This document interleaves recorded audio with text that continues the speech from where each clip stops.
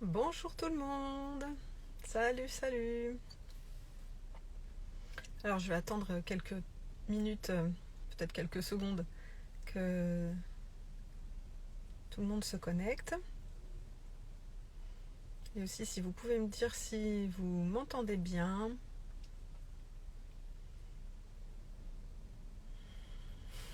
Coucou Anne-Sophie. Merci d'être là. Bienvenue. Bonjour Nathalie. Merci d'être là, bienvenue. Est-ce que vous m'entendez bien? Vous me voyez, j'imagine.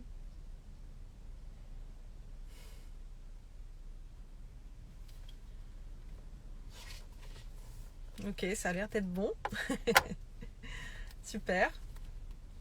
Bon, j'ai pris quelques notes pour essayer de rester concise, parce que j'ai plein de choses à vous dire.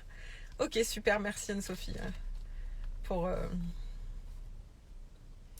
de me dire que tu m'entends bien. Super. Alors aujourd'hui, le live que je propose, c'est pour expliquer un peu plus en détail mon travail d'accompagnement des personnes, vous raconter un peu comment j'en suis arrivée là, et puis ce que je fais et comment ça se décline concrètement, et quel type de rendez-vous du coup peut vous intéresser éventuellement, ce que vous pouvez avoir envie de tenter, d'essayer avec moi. Donc du coup je vais commencer en vous parlant de ma formation. Bien sûr, je sais que ça intéresse souvent de nombreuses personnes. J'ai toujours travaillé dans l'accompagnement de l'être humain, en individuel ou en groupe. Même quand j'ai fait des petits boulots où je vendais des vêtements, où je servais des bières dans des bars, ce qui m'intéressait toujours, c'était le rapport à l'être humain. Et ma formation initiale, elle est dans le social, et j'ai travaillé plusieurs années dans le social. Donc là, vraiment estampillée accompagnatrice d'individus et de groupes humains.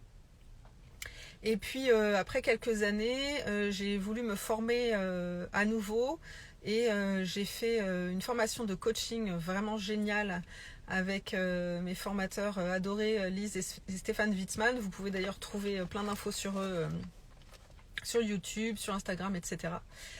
Et donc j'ai fait une formation de coaching hyper complète avec notamment des outils de PNL, programmation neurolinguistique, des outils d'hypnose et de communication non violente, etc. Et beaucoup de choses. Et à l'issue de cette formation, dans laquelle j'ai aussi eu la chance de beaucoup pratiquer avec des personnes qui s'étaient portées candidates pour qu'on puisse s'entraîner, nous les apprentis.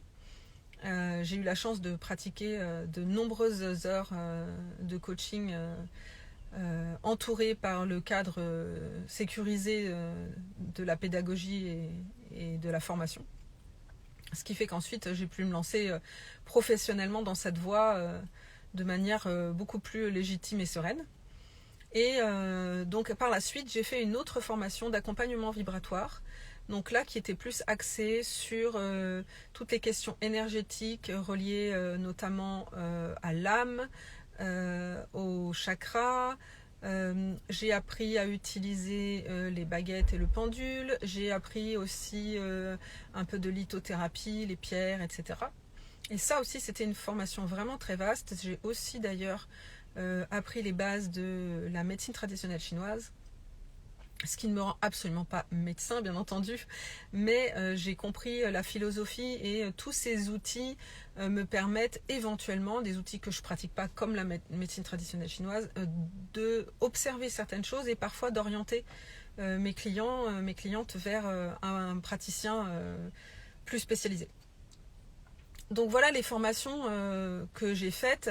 Je ne fais pas la liste des livres, documentaires et stages que j'ai fait, des stages plus courts que des formations, de tantra, de développement personnel, etc. Je ne fais pas la liste non plus des praticiens que j'ai consultés personnellement, de kinésiologie, énergétique, médecine traditionnelle chinoise, etc. qui font que j'ai pu... aujourd'hui, je peux avoir une connaissance un peu large d'outils qui existent, encore une fois, pour orienter si jamais arrivent les limites de mon travail. Et je vais arriver du coup à la question de mon éthique professionnelle. J'ai beau avoir appris plein de choses et m'intéresser à plein de choses, j'ai bien entendu des limites et bien entendu je ne comprends pas toujours tout, je n'entends pas toujours tout et ce que j'essaye toujours de faire, c'est de percevoir le moment s'il arrive où je suis pas la personne la plus adéquate pour accompagner quelqu'un et du coup éventuellement l'orienter effectivement, voilà, comme j'ai déjà dit, vers quelqu'un d'autre. Une autre de mes règles de travail très importante, c'est le secret, bien que ma profession ne me mette pas sous le coup du secret professionnel en termes légal. Je pratique tout de même cette contrainte, c'est-à-dire que pour moi, il est hors de question de parler de quoi que ce soit qui se passe dans les entretiens avec qui que ce soit. Ça m'arrive parfois à certains clients de parler de choses que d'autres clients ont pu dépasser qui sont similaires, pour donner un exemple, mais ça reste toujours évidemment tout à fait anonyme. Et en général, je demande d'abord à mes clients, lors du premier rendez-vous, s'ils sont OK pour que je partage... Salut Sylvie pour que je partage éventuellement des bribes de leur expérience pour accompagner d'autres personnes.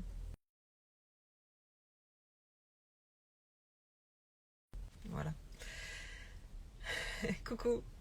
Et voilà, donc du coup, ce qui se passe entre nous reste entre nous, c'est ce que je dis à chaque séance. Après, chacun des clients peut partager, bien entendu, ce qu'il vit dans le travail qu'on fait ensemble. Mais pour ma part, ça reste entre moi et la personne. Ce que je dis aussi, c'est que dans mes séances, parfois, je décris des façons d'être, des comportements, des représentations du monde, la carte du monde, comme on peut le dire. Et j'ai bien conscience que je pars de ma propre carte du monde et qu'elle ne correspond pas toujours... coucou Alexia! Qu'elle ne correspond pas toujours, et même jamais d'ailleurs, à la carte du monde de la personne qui est en face de moi. On a tous notre représentation du monde qui est un travail de minutie et ciselé, très précis et complètement unique. Donc quand je décris des choses, je parle toujours de ma vérité et j'essaye simplement de décrire quelque chose au client que j'ai en face de moi, à la personne que j'ai en face de moi. Et bien entendu, c'est toujours dans l'objectif de prêter un peu mes lunettes pour que la personne puisse percevoir sa problématique d'un autre point de vue. Puisque les outils de coaching que j'utilise notamment sont des outils qui permettent, qui ont pour objectif notamment de se regarder soi-même, regarder ses comportements, observer nos comportements pour choisir s'ils nous conviennent. Si on veut les transformer, éventuellement, on met en œuvre plein d'outils pour aller vers un autre comportement qu'on souhaite adopter à la place. Bon, c'est un petit exemple de ce que pourrait être le coaching.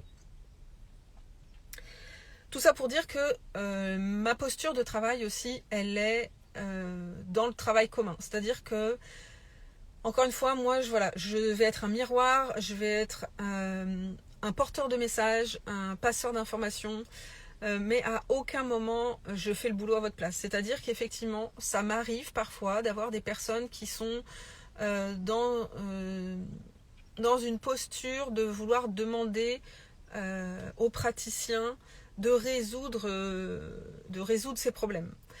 Bien rapidement, j'explique aux gens que c'est absolument pas ma posture. Et souvent on trouve notre chemin d'ailleurs parce que le chemin de la prise de conscience, il peut passer par là.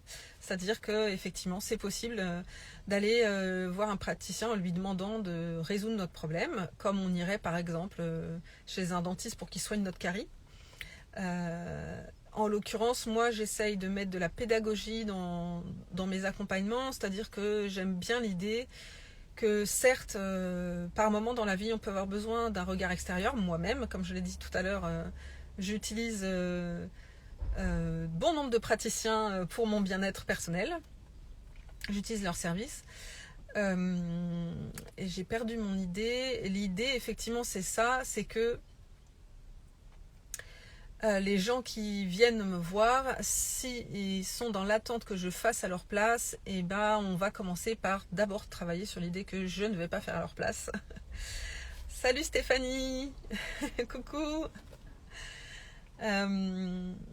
Parce qu'effectivement j'ai la croyance, et ça fait partie de ma carte du monde, que chacun est maître en soi-même et que le pouvoir il se trouve à l'intérieur de vous, dans vos choix, dans vos comportements, etc. Mais certainement pas de mon côté. Moi, mon pouvoir, j'exerce sur moi-même. J'essaye en tout cas. Et du coup, c'est pas ce que je fais avec mes clients. Ça, voilà, je peux aussi déterminer en creux ma pratique, c'est-à-dire je peux aussi vous expliquer ce que je ne fais pas avec mes clients, c'est faire à leur place, décider pour eux, donner des conseils. Si mon avis est sollicité, très clairement, la plupart du temps, je peux donner mon avis. Et je ne manque pas de préciser que ça n'est que mon avis et que chacun décide pour soi-même. Cependant, ça ne veut pas dire que je laisse les gens tout seuls livrés à eux-mêmes. Bien entendu, l'idée, c'est de trouver ensemble les outils, les nouveaux chemins que les clients souhaitent entreprendre. Et là, effectivement, je peux mettre en place avec les gens des petits pas, les uns après les autres. Ça aussi, c'est quelque chose dont je parle souvent.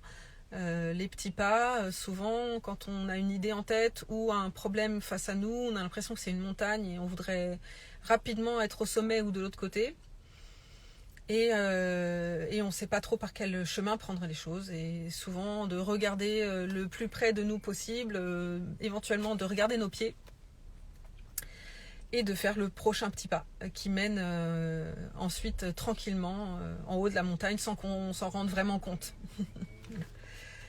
Qu'est-ce que je pourrais vous dire encore sur mon éthique? Par exemple, je travaille avec le prix de conscience. Alors ça, prix de conscience, prix libre, c'est quelque chose qu'on entend de plus en plus. Pour moi, c'est vraiment important de laisser la possibilité à quiconque d'ouvrir la porte d'un accompagnement. Je sais que bon nombre de personnes s'empêchent pour des raisons financières, et j'ai envie de laisser cette porte ouverte. Je laisse aussi la porte ouverte à des personnes qui ont effectivement des budgets beaucoup plus élevés. J'aime cet endroit de possible, voilà, du prix de conscience. Et ce que j'aime aussi, c'est l'idée de sortir du réflexe je consomme, je paye, et surtout j'ai pas le pouvoir sur le montant de ce service que je m'offre. Bien entendu, comme je disais tout à l'heure, chacun est au pouvoir, est aux manettes de lui-même, donc on peut décider de ne pas s'offrir un service s'il est hors budget. Et en l'occurrence, moi j'ai envie de, grâce au prix de conscience, de laisser tomber cette raison qui peut parfois être un prétexte, c'est-à-dire moi-même, parfois, je n'ai pas fait certaines choses parce que j'ai décidé de ne pas y réfléchir et de simplement mettre le petit couvercle du c'est trop cher pour moi, et comme ça, j'ai pas besoin d'y penser.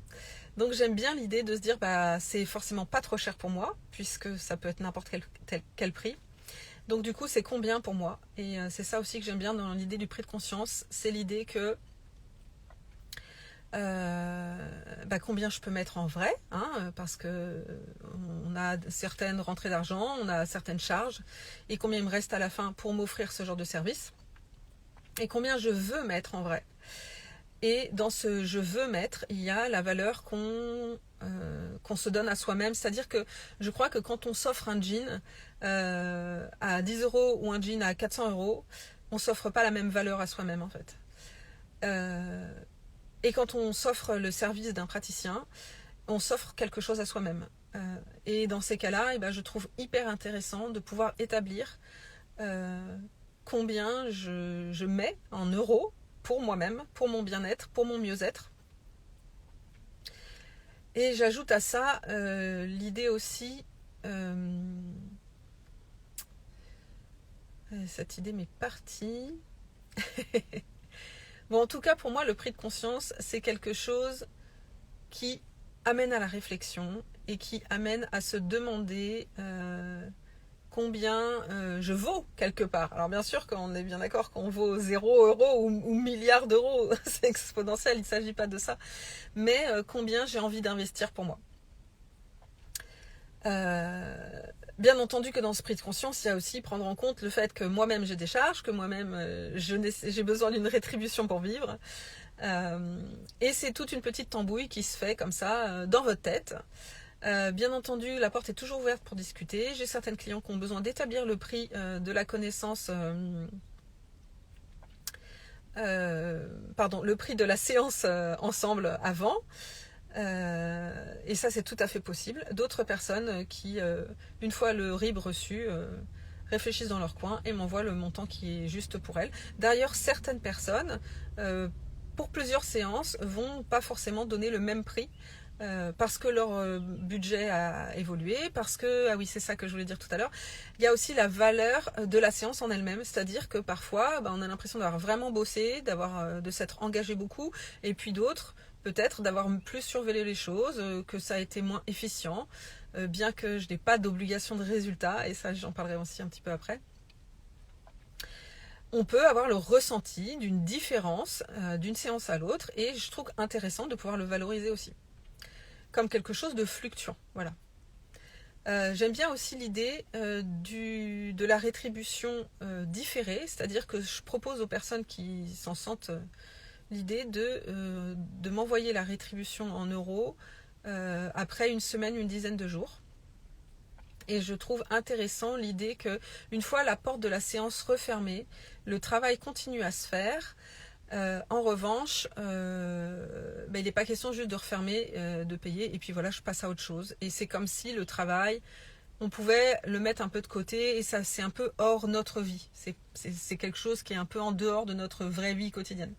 Et l'idée de se dire, je me donne un rendez-vous à moi-même dans une semaine, 10 jours, et je me dis, ah oui, tiens, c'est vrai, j'ai eu ce rendez-vous avec Héloïse. Qu'est-ce qui s'est passé depuis? Comment ça a travaillé pour moi? Et ben voilà, je trouve que c'est intéressant aussi dans la réflexion de la valorisation qu'on va donner en transformation euro de ce travail qu'on a fait ensemble.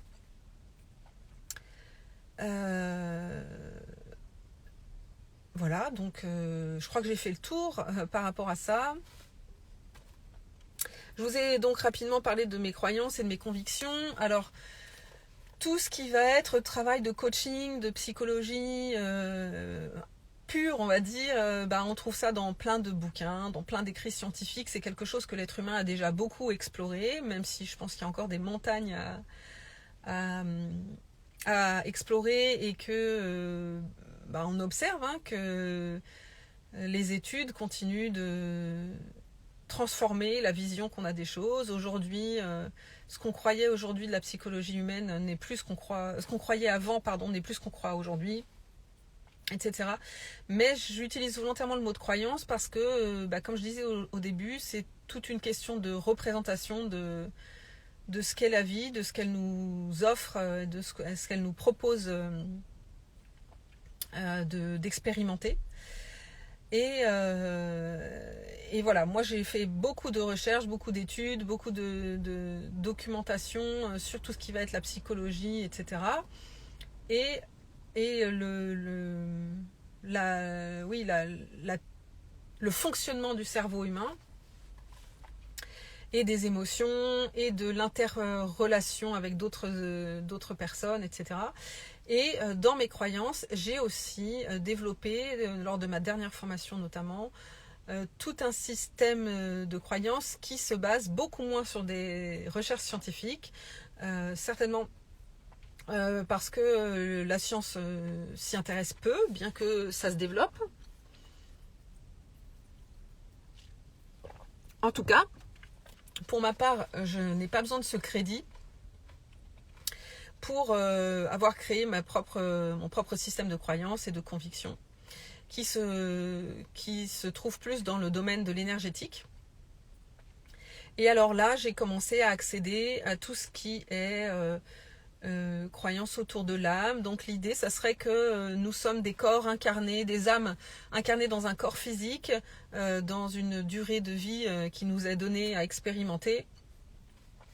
Pour ma part, j'ai aussi développé la croyance que il y aurait tout un chemin d'âme qui permettrait d'explorer comme ça plusieurs incarnations.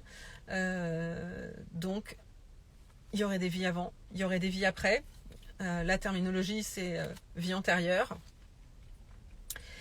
Du coup, c'est possible d'accéder par des moyens de visualisation, etc., de projection, à des émotions et des choses qui ont appartenu à nos vies intérieures et qui ont des résurgences dans notre vie actuelle. L'idée, ça peut être lors de séances qui traitent de vie antérieure, notamment d'aller explorer des résonances de trauma, des comportements qu'on n'explique pas avec ce qu'on a vécu dans cette vie et qui peuvent prendre racine dans des vies intérieures et donc être mieux compris aujourd'hui et être éventuellement dépassé. L'idée, ça peut être aussi d'aller comprendre des réflexes qu'on a aujourd'hui, des compréhensions qu'on a du monde, des relations aussi, des gens qu'on a l'impression d'avoir toujours connus ou qu'on a déjà croisés, etc. Ça, par exemple, c'est le travail sur les vies antérieures. C'est des choses que je fais notamment en utilisant des protocoles qui empruntent à l'hypnose, à la PNL et aussi à l'accompagnement vibratoire. C'est bien entendu toujours un travail qu'on fait ensemble. À chaque moment, la personne est libre de dire que c'est trop pour elle et de s'arrêter. Ça ressemble un peu aussi, pour ceux qui l'ont déjà fait avec moi, à la rencontre de l'enfant intérieur. Et ça, voilà encore une autre de mes croyances qui va pour le coup plus sur le champ de la psychologie, qui est de dire qu'à l'intérieur de nous, il y a tous les âges de notre vie. Un enfant de quelques jours, un enfant de 2 ans, un enfant de 10 ans, un enfant de 15 ans, et que tous ces enfants, ils sont là vivants à l'intérieur de nous, et que si certains d'entre eux ont des blessures qui n'ont pas été prises en compte, ou des expériences de vie qui ont besoin d'être réobservées, on peut aller à leur rencontre, de la même manière avec des outils de visualisation et d'hypnose. On peut aller poser des questions, instaurer un dialogue, mettre en place une sécurisation aussi, une rassurance, voilà, à travers cette expérience d'aller à la rencontre de soi-même finalement, pour comprendre aussi parfois pourquoi certaines situations de notre vie quotidienne nous posent problème, ou si nous posent pas problème, nous met dans l'inconfort et qu'on aimerait clarifier ou en tout cas rendre plus fluide.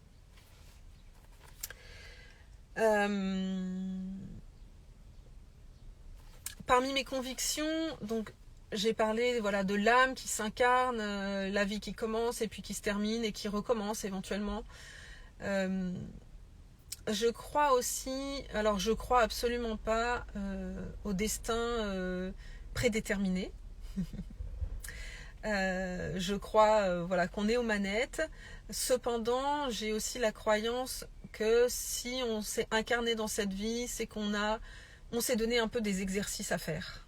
Dans cette vie-là, j'aimerais bien expérimenter la patience. Dans cette vie-là, j'aimerais bien expérimenter l'amour fou, l'ascétisme, la fulgurance, l'intensité. Bon, tout. On peut faire feu de tout bois. Et j'ai la croyance que comprendre un peu cette petite to-do list qu'on s'est faite peut nous permettre de parfois faire des choix. Je me sens appelée par là, mais ça paraît pas rationnel. Comment je peux trouver en moi-même de la légitimité pour aller vers ce chemin qui me paraît peut-être fou, mais finalement je sens qu'au fond de mes tripes c'est ça que ça appelle.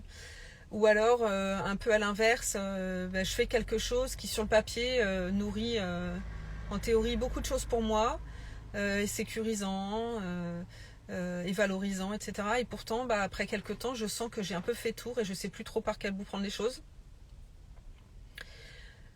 Et voilà, et moi j'essaye d'aller explorer avec la personne par quel autre bout elle pourrait prendre les choses, comment retrouver ses besoins qui sont assouvis, par exemple de sécurité, comme je disais juste avant, mais d'une autre manière. Parfois en coaching on peut dire aller chercher un peu la liste des rêves qu'on a et se dire bah voilà, j'ai une vie devant moi et il n'est jamais trop tard, et quel est le premier rêve en haut de ma liste, et comment je m'y prends pour le réaliser finalement, et non, c'est pas une montagne infranchissable, et oui, petit pas par petit pas on peut y arriver. Voilà un peu pour mes croyances et mes convictions. Il y a peut-être d'autres choses qui reviendront au fur et à mesure de cette présentation. Donc je vous ai déjà beaucoup parlé de coaching. Alors le coaching, c'est des séances que moi je pratique en visio, alors bien sûr en présentiel quand c'est possible. Certains d'entre vous savent déjà que en tant que nomade, je suis pas très souvent en France, mais quand je suis en France, c'est tout à fait possible de travailler en présentiel. En général, soit ça m'arrive de saouler les cabinets de collègues, ou alors d'aller directement chez les gens, quand c'est possible. Donc je travaille en présentiel dès que c'est possible. Et je travaille aussi en visio. Donc là, c'est beaucoup ce que je fais principalement. Je travaille en visio.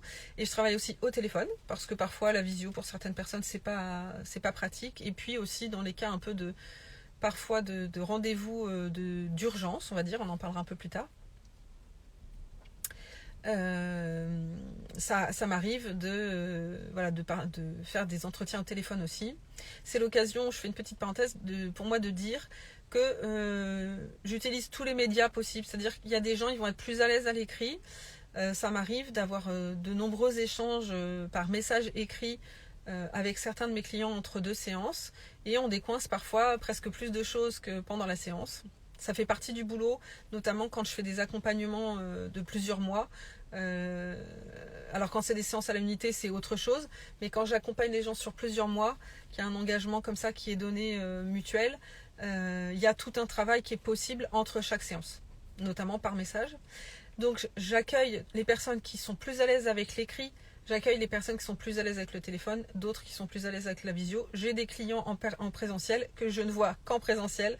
Ils prennent rendez-vous une fois par an quand je remonte en France, parce que pour eux la visio c'est pas possible. Donc tout ça pour dire que je m'adapte, chacun a ses préférences, et pour moi tout est ok. Et j'étais en train de vous parler d'une séance de coaching. Donc une séance de coaching, soit en présentiel, en visio ou au téléphone, donc en direct. Je parlerai tout à l'heure des manières où je travaille pas en direct avec la personne. Donc quand je travaille en direct, effectivement, ça commence toujours par un moment d'écoute. C'est-à-dire que vous arrivez avec un questionnement, une problématique, une situation de crise, un sujet à disséquer. J'aime bien parler du plat de spaghetti. Voilà, on arrive avec son plat de spaghetti ou sa pelote de laine toute mélangée. Et à partir de là, donc moi la première chose que je fais, c'est de fournir l'écoute active. C'est-à-dire que je vais commencer d'abord par prendre pas mal de notes, bien entendu, si la personne m'a donné l'autorisation de prendre des notes pendant la séance. Je prends des notes pour organiser mon esprit, je commence à noter un peu des pistes que je vois, etc. pour ensuite les aborder avec la personne. Mais le premier moment, c'est vraiment un moment d'écoute. Dans une séance, ça commence toujours par ça. Dans les sessions d'accompagnement plus longues, sur plusieurs semaines, plusieurs mois, les premières séances, en général, ont une grosse proportion d'écoute et ensuite de dialogue, de résolution d'invention de résolution de problèmes, etc. ou d'exercices pendant la séance, de visualisation, etc. Mais le tout début, c'est toujours salut Corinne, coucou, bienvenue, ça fait plaisir de te voir ici. Voilà, il y a toujours ce moment d'écoute qui est crucial. D'abord parce que moi, même si je vous connais, soit parce qu'on se connaît dans la vie privée, soit parce qu'on a déjà travaillé ensemble lors d'autres séances, et ben je ne sais pas où vous en êtes aujourd'hui. Votre actualité, je ne la connais pas. Donc j'en prends connaissance avec vous. Je mesure aussi le taux émotionnel. À quel point cette situation que vous me décrivez vous engage aujourd'hui émotionnellement, et à quel point voilà, et c'est un outil, c'est une information pour la suite de la séance. Ensuite, il va y avoir tout un dialogue où moi j'utilise beaucoup l'outil du questionnement, plus ou moins ouvert ou fermé. Mais l'idée, c'est d'aller creuser, hein, on prend une loupe, on va aller enquêter, investiguer ensemble.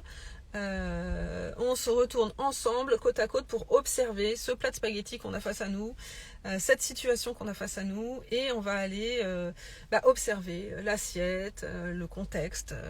Alors c'est une assiette en porcelaine avec des petits décors floraux que m'a offert ma grand-mère. Voilà. On essaye d'observer le contexte, on essaye d'observer qu'est-ce qui a déclenché le rendez-vous, qu'est-ce qui a déclenché la situation. Et on va décortiquer comme ça chaque chose, sans oublier jamais l'état émotionnel dans lequel vous êtes ici et maintenant, qui nous donne aussi beaucoup d'indications. Et toutes ces questions auxquelles vous allez essayer, vous, d'apporter des réponses, des questions que soit vous vous êtes pas posées, soit vous n'avez pas osé vous les poser, parce que c'est aussi l'intérêt d'aller chez un praticien, ce que je fais moi-même. C'est que parfois les choses elles sont tellement proches de notre visage qu'on n'est pas capable de reculer un peu et de voir le paysage plus large, les sorties de secours, ou alors on les voit mais des endroits d'orgueil à l'intérieur de nous ou de peur ou de frein nous empêchent d'aller vers ces sorties-là. Et il y a tout un biais aussi d'accompagnement émotionnel, comme je le disais, de réassurance, qui permet, effectivement, parce qu'on n'est pas seul, d'aller vers ces endroits qui, seuls face à face à notre miroir, peuvent nous inquiéter.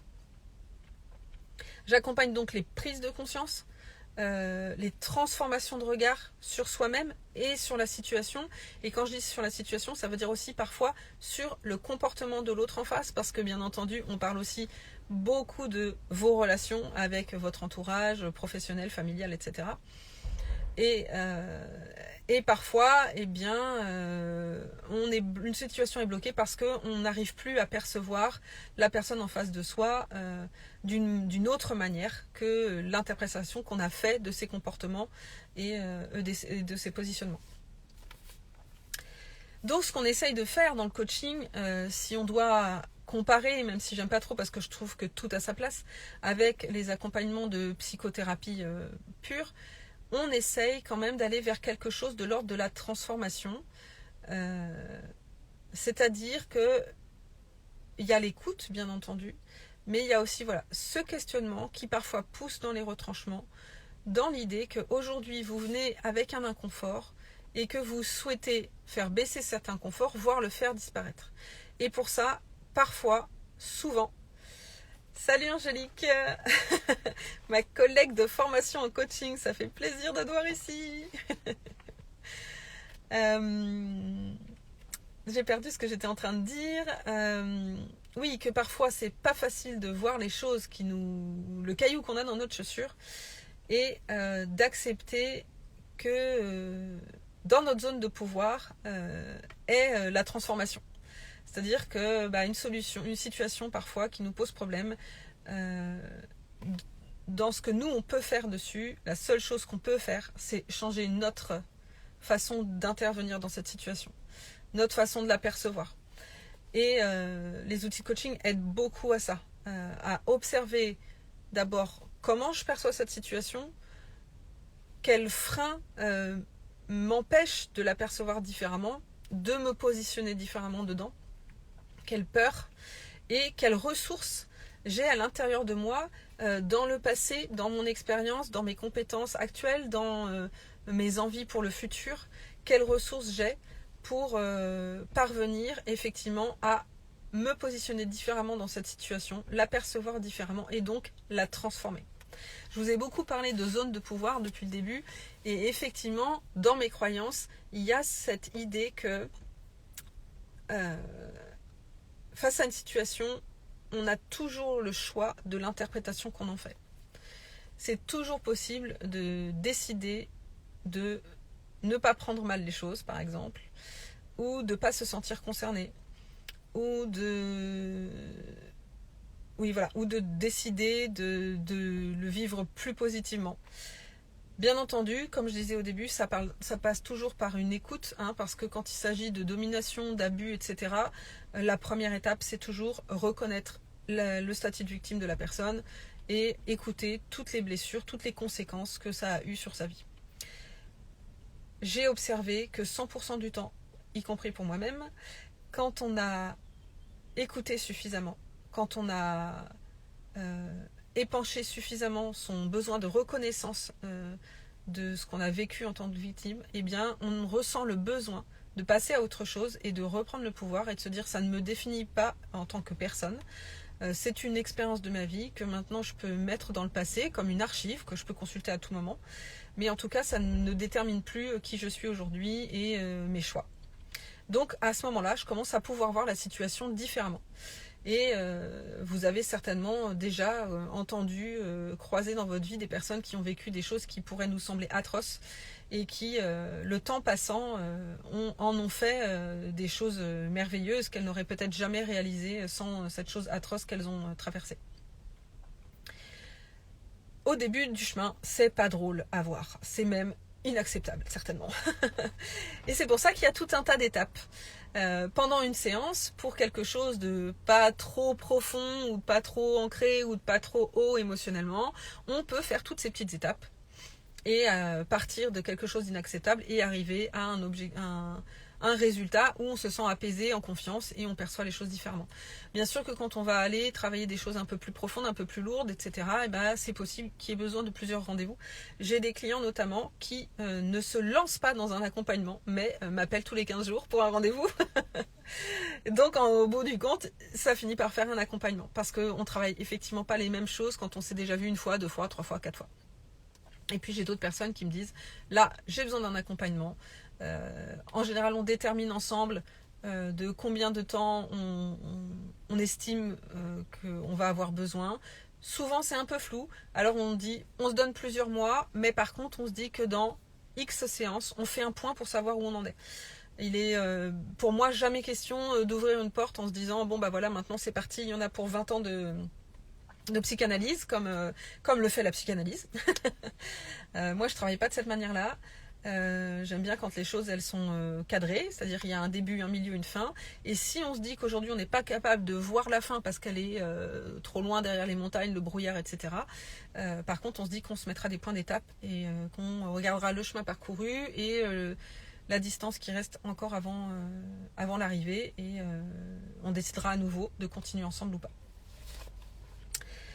Ce qui laisse aussi, je trouve, bien entendu que c'est toujours la personne qui décide, le client qui décide si le rendez-vous est pertinent pour lui, si continuer c'est pertinent, mais je trouve que de le mettre sur la table, et ben voilà, on n'oublie pas de le faire, on continue pas par convenance, on sait que et puis on ronronne pas non plus dans quelque chose de répétitif, même si parfois dans le travail ça peut être utile de le faire quelque temps. Il y a toujours un peu comme dans un rond-point, bah voilà, il y a des sorties à tout moment, on peut choisir de prendre une bretelle de sortie et d'aller vers vers autre chose. Voilà pour ce qui est du coaching. Alors en l'occurrence, je pourrais dire encore beaucoup plus de choses, c'est certainement très réducteur, mais le temps passe et j'ai envie de vous parler maintenant de la canalisation. Alors, ce qu'on appelle canalisation, certains vont aussi utiliser, il y a un vocabulaire assez foisonnant autour de tout ce qui est l'énergétique, la médiumnité par exemple, d'autres vont utiliser les outils de Reiki pour transmettre des énergies. Alors, la manière dont moi je pratique les choses, et j'aime bien l'idée de canalisation, c'est parce que je me vis comme un canal qui transmet une information d'un point A à un point B, un peu comme un tuyau qui laisserait passer l'eau pour aller arroser un jardin. Voilà, l'eau elle vient de la fontaine, elle est captée dans la fontaine et puis elle passe dans des tuyaux de la ville et puis elle arrive à mon robinet, je l'ouvre, je passe l'information pour aller arroser mes fleurs et voilà. Tout ça pour dire que je passe des informations qui ne me concernent pas. C'est-à-dire que souvent en canalisation, et d'ailleurs c'est aussi une des raisons pour lesquelles je prends des notes, notamment en canalisation, je travaille en écriture automatique, c'est-à-dire que les informations qui viennent pendant la canalisation, quand je réponds à vos questions ou à vos situations ou quand je me connecte à vos chakras, très précisément, je prends des notes très rapides, voilà. Parce que les informations qui viennent ne viennent pas de moi.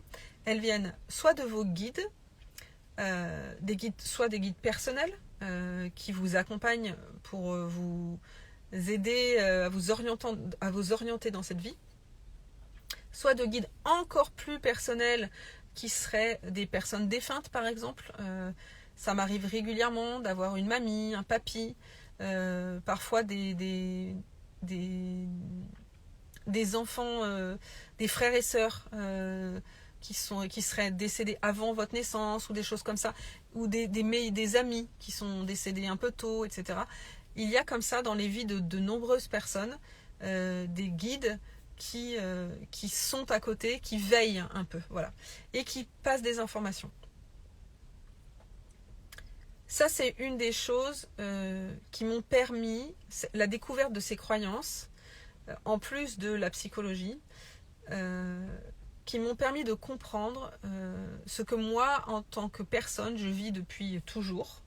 C'est-à-dire que quand je me trouve face à quelqu'un, je me sens souvent assaillie d'idées sur la personne. Alors ça peut aussi s'interpréter sur le versant psychologique, c'est-à-dire que je suis hyper empathe. Une personne se présente à moi, y compris des inconnus dans le métro. Quand je vivais à Paris, c'était assez foisonnant, intense et parfois envahissant. Je vois une personne et je reçois des informations. Voilà. J'observe des informations. Les mentalistes, par exemple, utilisent ces outils-là. Et ces informations, pendant des années, moi, j'en ai pas fait grand-chose parce que je ne savais pas déjà, j'avais pas conscience.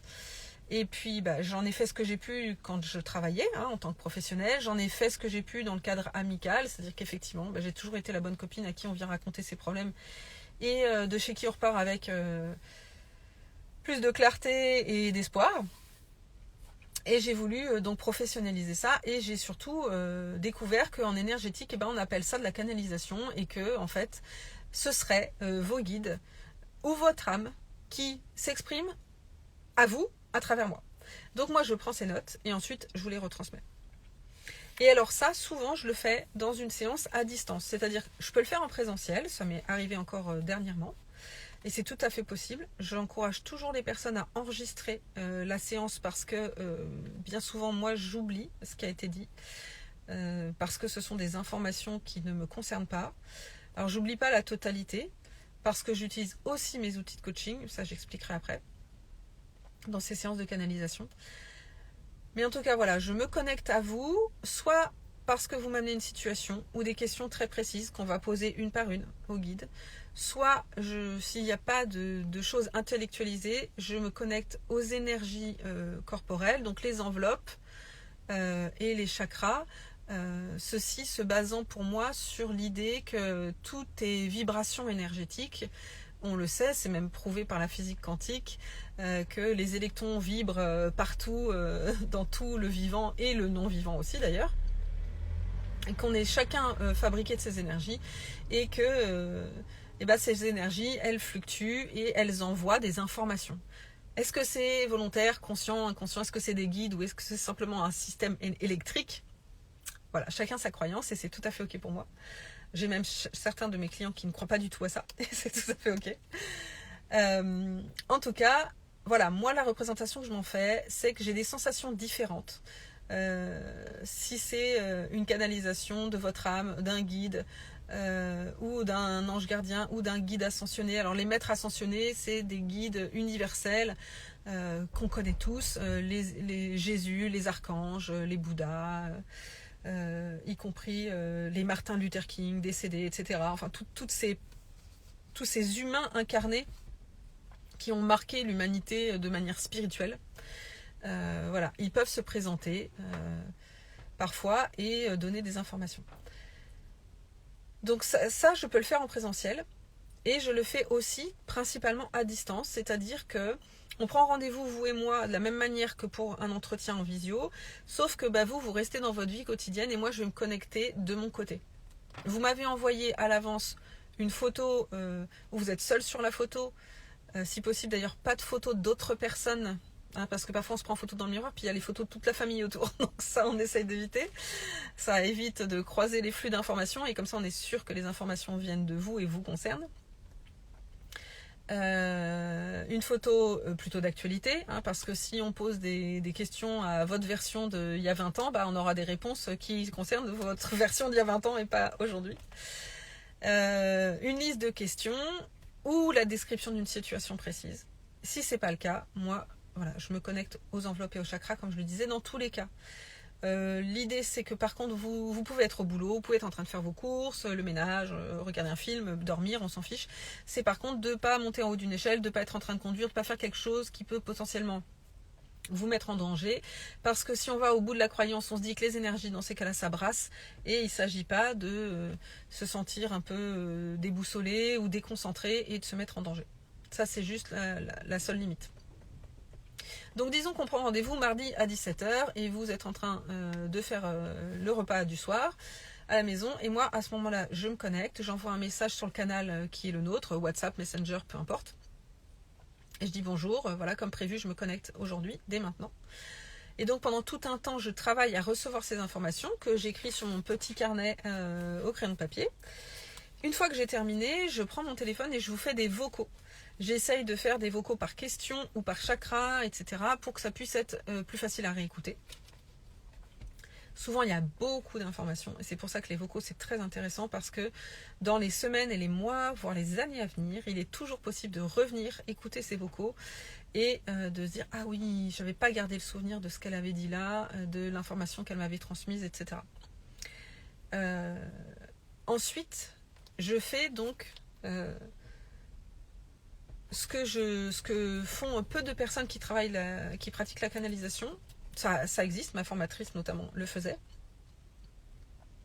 Je propose un débriefing. Dans ce débriefing, il y a bien entendu potentiellement des outils de coaching. C'est-à-dire que vous allez arriver en disant « Ok, sympa les informations, j'ai bien tout compris, mais par contre, en fait, soit ça ne me parle pas du tout. » Et ça, c'est rigolo, parce que quand ça ne parle pas du tout aux gens, en fait, moi, je sais que ça a mis des graines. Et quelques semaines, quelques mois après, d'ailleurs, certains d'entre vous ont déjà témoigné de ça sur mes réseaux en commentaire, et je trouve ça hyper touchant. Ah oui, j'avais pas capté sur le moment, mais là, ça y est, j'ai compris de quoi on parlait il y a 6 mois lors d'une canalisation. 95% du temps, les personnes me disent oui, c'est exactement ce que je pensais, mais en vrai, j'osais pas me le dire, ou j'étais pas sûre de moi et j'avais besoin d'une confirmation. Effectivement, en canalisation, souvent, il y a cette démarche d'aller demander à ses guides ou à son âme une confirmation pour prendre une décision, pour faire un choix. Je trouve ça intéressant. J'essaye simplement de ne pas être dupe de l'idée qu'il n'est pas question de se rendre dépendant de ces informations qu'on va chercher comme si elles venaient de l'extérieur. Ce que transmettent les guides, ce que transmet votre âme, etc., c'est des choses qui sont déjà en vous, des messages que vous avez déjà reçus, parce qu'on reçoit tous ces messages et on est tous capables de les interpréter. Parfois on n'a pas le recul, ça c'est ok, ou parfois on a du mal à les entendre par soi-même. Comme je disais tout à l'heure en coaching, parfois c'est difficile d'être tout seul face à quelque chose. Et c'est vraiment là où moi je me positionne. C'est t'es pas tout seul, t'es pas toute seule. On va décortiquer ensemble les choses. On va les regarder ensemble. Le truc, le fantôme du placard, on va ouvrir ensemble le placard et on va bien se rendre compte qu'en fait c'est une robe de chambre sur un cintre et que tout va bien. Et puis on va regarder la robe de chambre et puis on va se dire ah oui tiens, la robe de chambre finalement c'est pas si drôle, et puis on va décider de s'en débarrasser, ou alors on va décider de la mettre dans un carton de souvenir ou de la porter tous les jours et de l'assumer, enfin voilà. Comme vous pouvez voir, j'aime beaucoup les métaphores. J'en utilise souvent dans mes accompagnements, je trouve que ça parle bien. En tout cas voilà, l'idée c'est de ne pas tomber dans le piège de se dire maintenant je prends plus aucune décision, c'est mes guides qui me disent, j'ai juste à appeler Héloïse, je pose la question, j'ai la réponse et puis c'est plié. Non, non, parce que moi j'aime pas ça. Moi j'aime bien quand on se responsabilise. J'aime pas trop quand on essaye d'éviter nos responsabilités. Et j'ai un radar à paradoxe. Et donc du coup, effectivement, quand on arrive avec l'idée que ça va être tout prévu, tout parfait, qu'il y aura juste à appuyer sur un bouton et que ça va marcher, non en fait. Parfois oui, on est d'accord, mais c'est toujours vous qui actionnez le bouton. Voilà. Encore une fois, le pouvoir, il est dans votre giron. Donc voilà, j'ai expliqué les moments où je peux travailler en présentiel ou à distance. Quand je travaille à partir de vos chakras sans questionnement, j'appelle ça l'équilibrage énergétique. Alors, j'aime pas trop dire équilibrage parce que c'est pas forcément déséquilibré. Parfois, je peux recevoir des informations qui me disent tiens, ça serait bien de marcher un peu dans la terre, sur la terre pieds nus, parce qu'il y a un défaut d'ancrage. Tiens, ça serait bien d'aller se promener dans la nature. Enfin voilà, des choses qui peuvent être parfois très drôles, très concrètes. En tout cas, l'équilibrage énergétique, c'est un peu la même chose que la canalisation. Je travaille à distance, je prends des notes et ensuite je propose un débriefing. Certaines personnes vont pas avoir besoin de faire ce débriefing. Disent merci, c'était super, ça me suffit. Quelques jours après, m'envoient la rétribution financière et voilà, le rendez-vous est terminé. D'autres personnes me disent oui, j'ai besoin d'un débriefing. Alors soit on peut le faire tout de suite après parce qu'il y a un délai entre le moment où je vous envoie les vocaux, le moment où vous en prenez connaissance. C'est pas toujours possible pour vous de le faire tout de suite. Des fois c'est dans la soirée ou le lendemain. On trouve toujours, on s'arrange ensemble. Donc ça peut être un débriefing en visio ou au téléphone qu'on fait tout de suite. Principalement, très souvent jusqu'à maintenant, c'est un débriefing qu'on fait à l'écrit à la suite des vocaux, sur Messenger, sur WhatsApp ou ailleurs. Dans tous les cas, encore une fois, à cet endroit-là, on décide ensemble. C'est vous qui me dites, bah moi c'est plus confortable maintenant, c'est plus confortable. Voilà. Parce que parfois, effectivement, les informations qu'on reçoit de nos guides, bah on sent bien au fond qu'on comprend, enfin qu'il y a quelque chose où on se dit c'est ok, on valide, mais on sait pas trop comment faire dans la vraie vie. Parce que n'oublions pas que énergétiquement, toutes ces entités là, notre âme, les guides, etc., eux, ils sont dans un endroit où c'est l'instantanéité pure, c'est-à-dire il n'y a ni de demain, ni d'hier, ni d'après, il n'y a pas dormir, il n'y a pas manger, il n'y a pas boire, il n'y a pas avoir besoin de relationner avec d'autres personnes ou de gagner de l'argent pour vivre. Il y a zéro contrainte. C'est-à-dire que c'est tout dans l'instantanéité, dans le tout de suite en fait. Donc bah, c'est bien gentil quand notre âme elle nous dit bah regarde, mais c'est facile, il suffit de faire ça. Bien sûr. Sauf que moi j'ai des contraintes dans ma vraie vie incarnée physique. Et donc du coup l'idée du coaching c'est aussi ça. C'est de dire ok, alors j'ai compris le message et je veux appliquer les préconisations. Seulement en vrai je fais comment? Et là bah, on décide ensemble. On décide de comment je vais faire demain, aujourd'hui, dans une heure, après qu'on ait raccroché. Dans un mois, comment ça va se traduire dans la réalité pour moi. Ce que je peux dire du coup, et ça c'est vrai aussi pour les séances de coaching que j'ai pas dit tout à l'heure, c'est que souvent vous repartez un peu avec des exercices de mes séances. On va décider ensemble de c'est quoi le prochain petit pas. C'est quoi le prochain petit pas? C'est quand?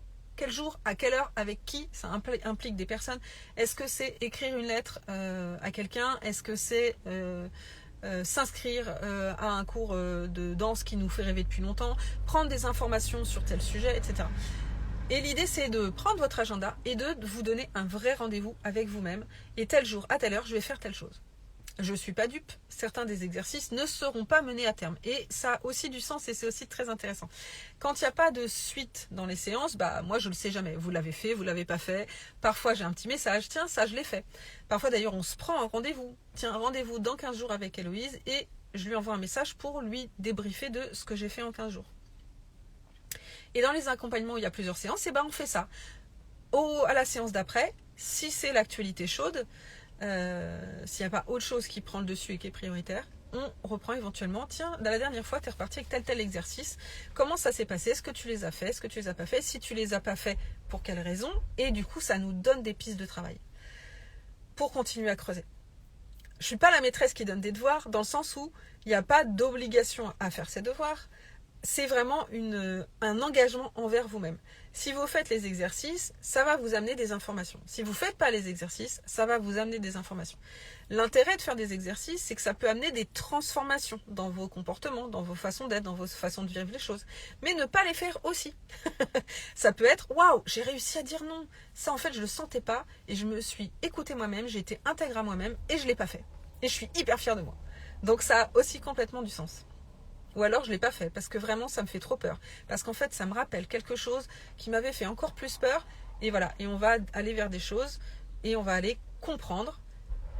Et l'idée c'est pas juste de comprendre pour comprendre, c'est trouver plus de confort, plus d'espoir, plus de mieux-être dans sa vie quotidienne. Et donc, les petits exercices d'Héloïse. Aussi, moi, parfois, j'oriente vers des exercices en fonction de ma représentation du monde. C'est-à-dire que je vais vous proposer d'aller marcher pieds nus dans la terre, sauf que en fait, vous habitez en plein centre-ville et puis que les seuls petits carrés d'herbe qui est à côté de chez vous, c'est rempli de crottes de chien. Bon, effectivement, ça va pas être adéquat. Et on va essayer de trouver l'intention derrière. Qu'est-ce que ça veut dire marcher dans la terre? Ça veut dire plus d'ancrage. Comment je peux atteindre cette idée d'acquérir plus d'ancrage par un autre biais que marcher dans la terre? Donc c'est toujours possible de dire j'ai pas fait ton exercice de cette manière-là, mais je l'ai fait d'une autre manière, parce qu'en fait ça m'a parlé de cette manière-là. Parfait. Moi, j'adore ça. Donc j'en ai déjà parlé un petit peu plus tôt. J'utilise des outils de visualisation, notamment avec des outils d'hypnose. On peut aller à la rencontre de l'enfant intérieur, on peut aller à la rencontre de vie antérieure, on peut faire aussi de la reprogrammation émotionnelle, c'est-à-dire qu'à travers tous ces exercices, on va aller voir des émotions qui sont désagréables, des situations qui se sont pas bien passées, et on va aller quelque part la réécrire. Réécrire comment idéalement ça se serait passé pour vous, pour que ça se passe bien. Et donc ces outils de visualisation, on peut aussi les utiliser pour travailler des émotions sans forcément comprendre d'où elles viennent. Par contre, d'où elles viennent de manière psychologique ou émotionnelle, etc. Mais par contre, je sens que dans cette situation-là, ça crispe au niveau du diaphragme. Alors je sens que j'ai du mal à respirer, ma respiration est courte. Et donc à partir de là, moi avec des exercices, des protocoles de visualisation, je vais vous guider vers aller reconnaître cette chose, l'apprivoiser et puis la laisser partir. Éventuellement la remplacer par quelque chose qui fournit de la ressource et du mieux-être. Voilà pour ce qui est un peu de la communication globale, l'accompagnement global. Ce que je peux dire aussi, c'est que ça m'arrive aussi parfois de faire des communications avec les personnes défuntes de votre entourage, notamment quand elles sont décédées depuis pas très longtemps. Alors on s'entend pas très longtemps, encore une fois, du point de vue énergétique, ça n'a pas beaucoup de sens. Mais si on imagine que l'âme, elle s'incarne, elle se désincarne, elle passe cette désincarnation plus ou moins rapidement, puis finalement ensuite elle part ailleurs pour éventuellement se réincarner, il peut quand même y avoir des parts de cette âme qui restent près de vous tel un guide, et il peut y avoir aussi parfois un message à transmettre. Alors ça fait très Ghost, le film, avec Demi Moore, etc. Mais c'est quelque chose que je n'ai pas dit depuis le début, mais moi-même, je ne suis pas dupe de toutes ces croyances auxquelles... comment dire ? Les premières fois que j'ai eu des connexions avec des personnes décédées, ou quand j'ai fait de la communication animale, j'en parlerai après, j'y crois absolument quand quelqu'un me dit « Moi, j'ai cet outil-là et je sais le faire ». Si je sens la personne, que j'ai confiance en elle, je me dis pourquoi elle viendrait me raconter des bobards. Mais par contre, j'avais aucune conviction de comment moi je pouvais connecter avec ça vraiment. Et j'ai appris petit à petit à reconnaître à l'intérieur de moi des sensations qui me validaient en discutant avec la personne en face de moi que c'était ça qui était en train de se passer. Des sensations physiques, des odeurs, des choses qui s'imposent. La canalisation, c'est quelque chose de cet ordre-là, ça s'impose à moi, mais d'une autre manière. Et donc ça m'arrive parfois à votre demande, dans le cadre d'un accompagnement ou d'une séance, de poser des questions à des personnes décédées autour de vous. Parfois il y a des réponses, parfois il n'y en a pas. C'est complètement ok, moi j'ai pas d'attente par rapport à ça. Je sais que c'est un sujet qui est très délicat, parce que vous, et pour l'avoir vécu moi-même en tant que cliente, notamment de ma formatrice à l'époque, et quand on arrive avec des questions pour nos défunts, le niveau émotionnel il est bien, il éclate le plafond, quoi. Et donc il y a beaucoup de vulnérabilité, et une des raisons pour lesquelles moi je ne fais pas de séance de connexion aux défunts avec des personnes que je ne connais pas, avec qui j'ai jamais travaillé, c'est parce que il n'est pas question pour moi de travailler sur la vulnérabilité des gens. Je sais qu'il y a des gens qui ne font que ça, et certainement qui sont spécialistes de la question, et je ne remets pas du tout en cause ça.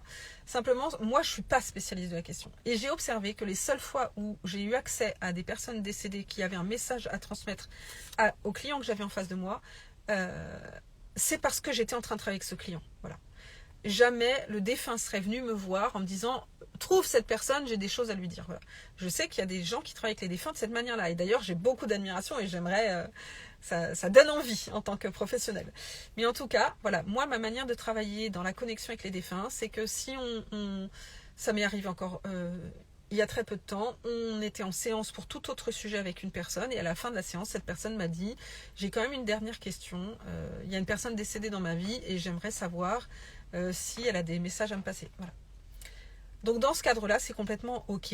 Si c'est dans le cadre d'un accompagnement, encore mieux. On sait qu'on va se revoir et qu'on va éventuellement pouvoir débriefer de ça. Voilà pour ce qui est la connexion aux défunts. Je vais vous parler maintenant de la communication animale. Moi, j'adore les animaux. J'adore le vivant de manière générale.